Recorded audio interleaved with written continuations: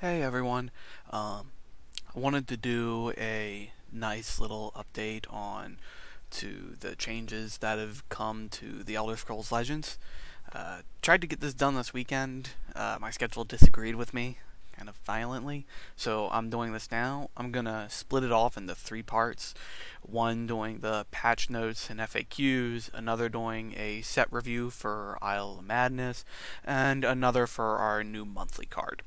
So, this one going to be on the patch notes, so we'll start by covering that. Let's get to the biggest change to start, and that is the arena updates.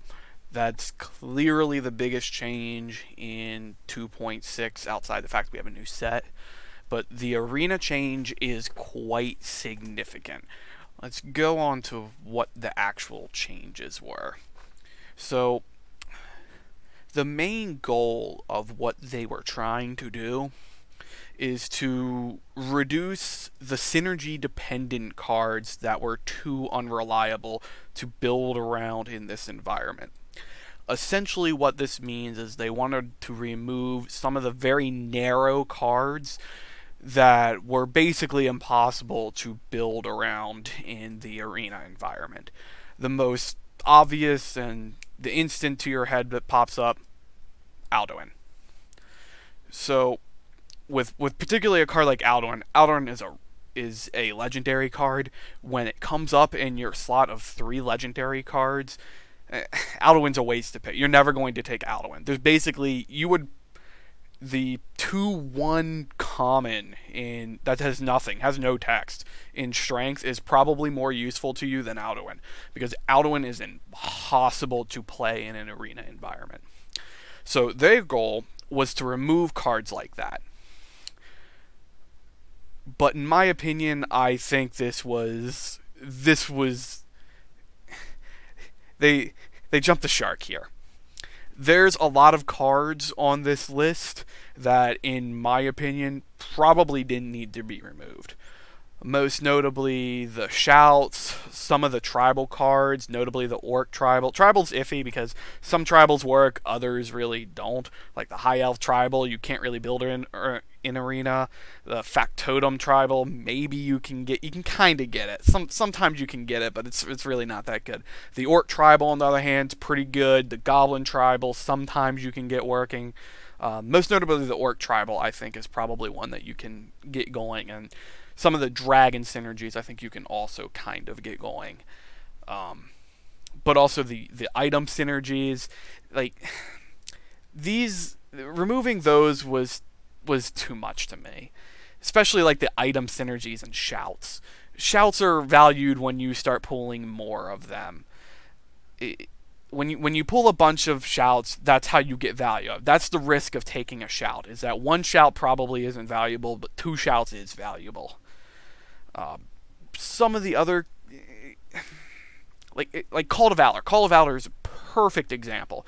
Call to Valor puts a 3/3 for 3 into play, is in its most without any. It puts a 3/3 into play. That's what it does. That's what it's built to do. If you have more than one, then your second one gets to put 2 3/3s into play. A 3/3 for 3 is a blank 3/3 for 3 at that is perfectly fine in an arena environment. There's nothing wrong with that. But instead, they decided just to get rid of all the shouts and all of the shout synergies. Now, I can understand getting rid of all the shout synergies, but getting rid of all the shouts was that's baby with the bathwater to me.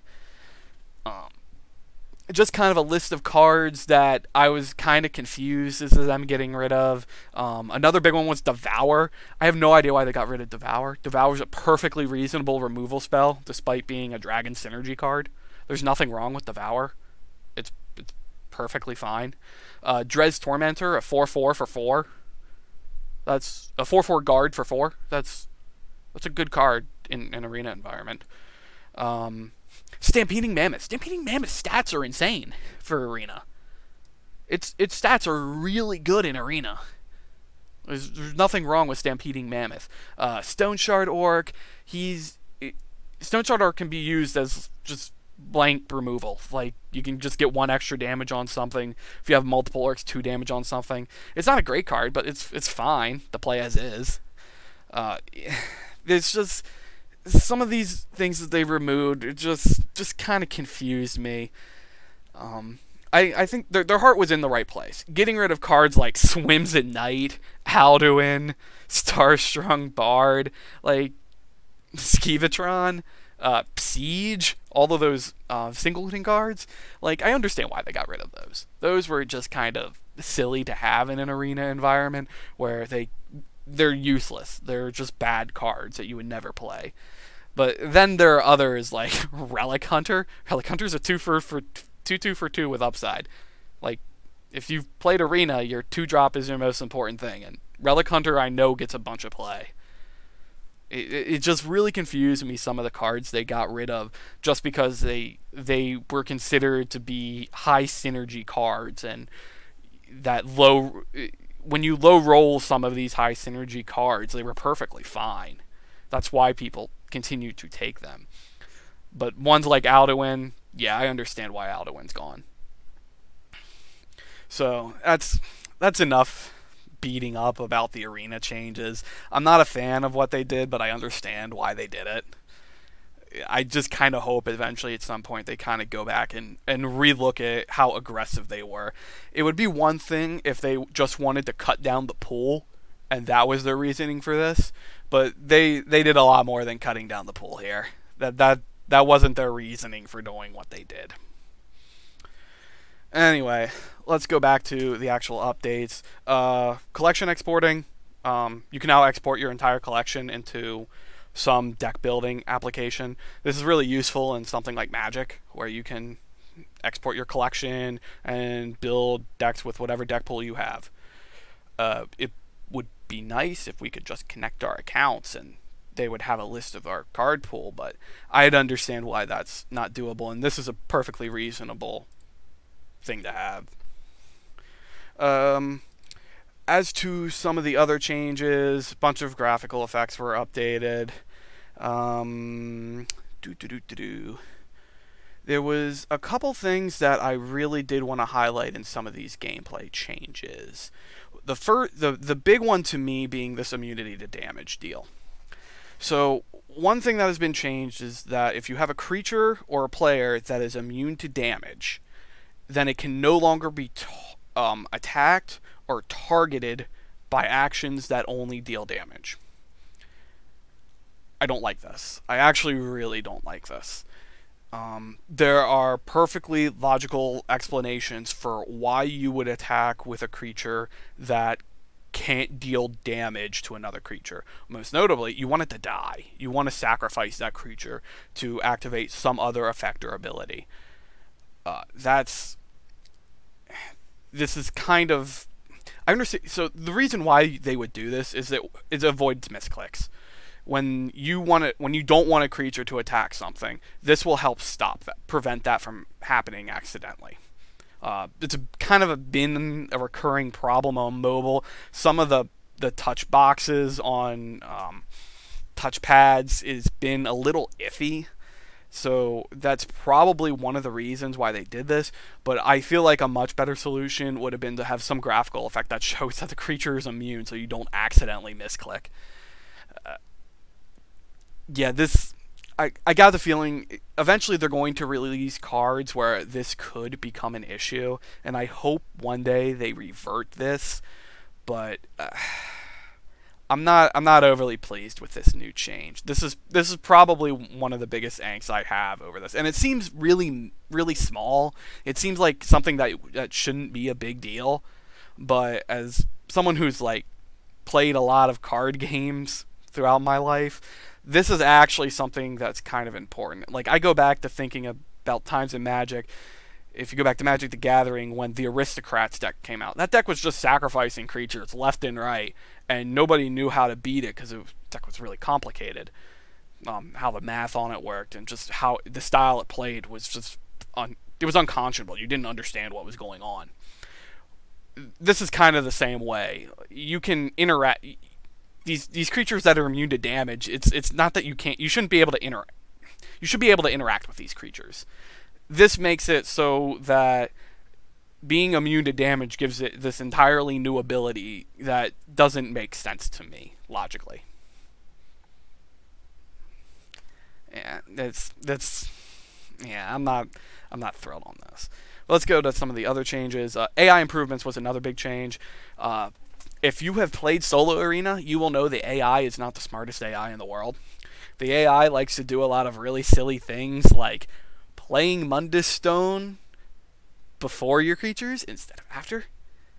Yeah, the AI would regularly play buff spells after it had done all of its attacks, after it had played all of its creatures, and it never made any sense. So you'd see it make all of its trades and all of attacks, and then play Divine Fervor. And like the sequencing on the AI has like, always been off in that respect. Another one of my favorites is anything involving the AI has no idea how to deal with Vivek. It never has had a clue how to deal with Vivek. So you could get yourself in the negative 2,000 life, and the AI would be totally lost as to how to win the game because you have Vivek in play.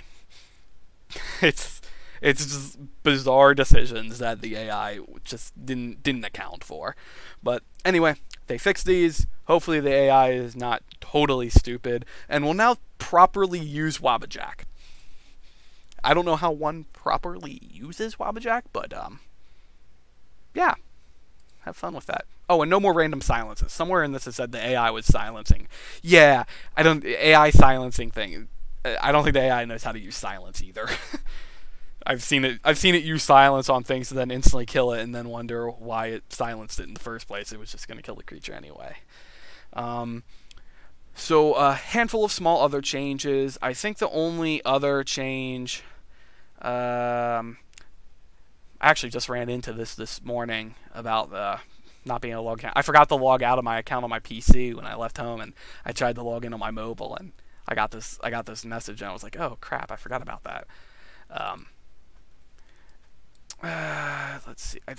I can't remember where exactly it was, but the other change that they have made is the mulligan timer. If you challenge someone, the mulligan timer no longer starts. And the reason for that is for tournaments. So that way you can get the observers in and they can discuss the cards and the cards that you're trying to mulligan. And you're not midway in the turn 1, turn 2, because the players can't wait because there's a turn timer on your mulligans. So that's pretty much it for all of the actual patch notes. The other thing to discuss is the rules FAQ. Really the only thing important to discuss here is the double cards.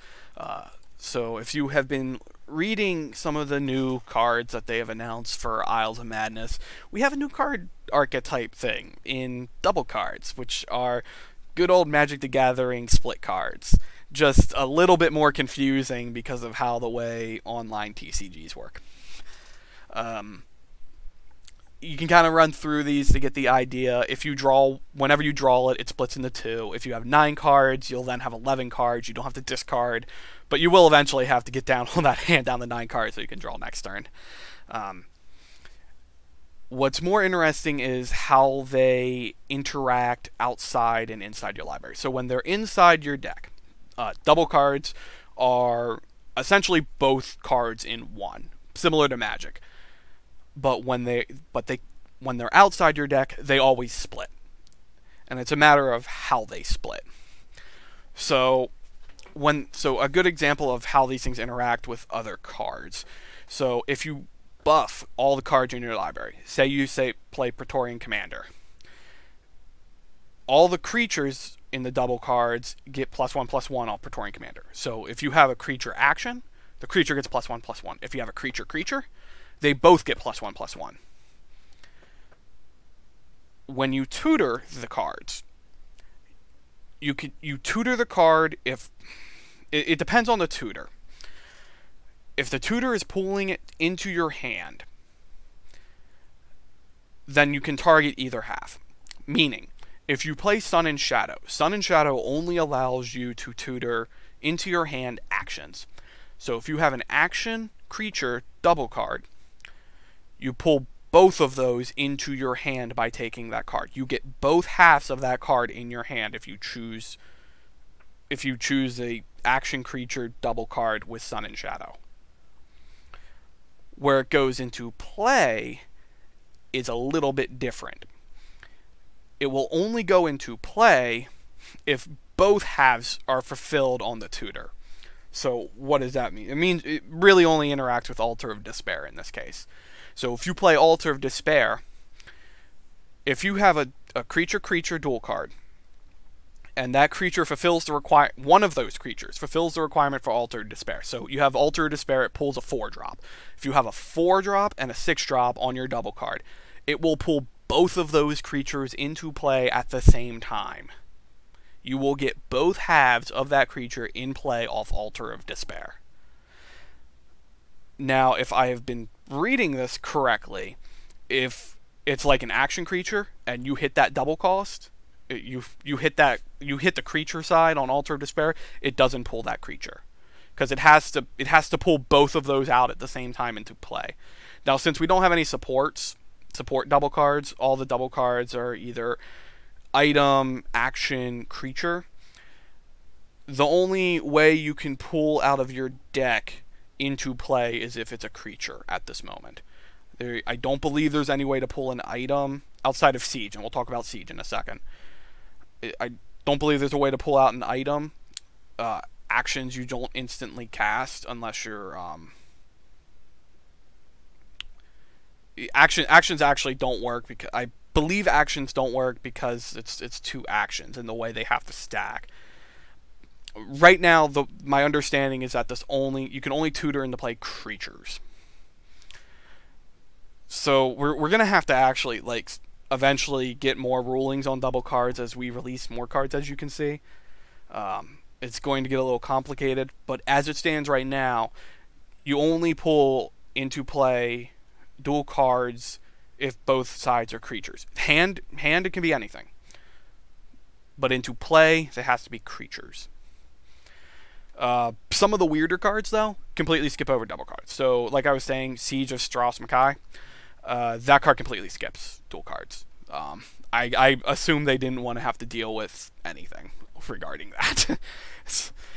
So, double cards are going to make a lot of complex rules questions later on the life of this game. But if you play Altar of Despair, they're going to be really fun. So have fun with that. I know I'm going to go right into making an Altar of Despair deck at some point. Mostly because I've played a lot of Altar of Despair, and some of the dual cards with Altar seem reasonable. I think the new unique one probably looks the best, but we'll get into that in the set review, which I'm going to stop recording this right now and get to the set review now. So, see you whenever I post that video. Peace.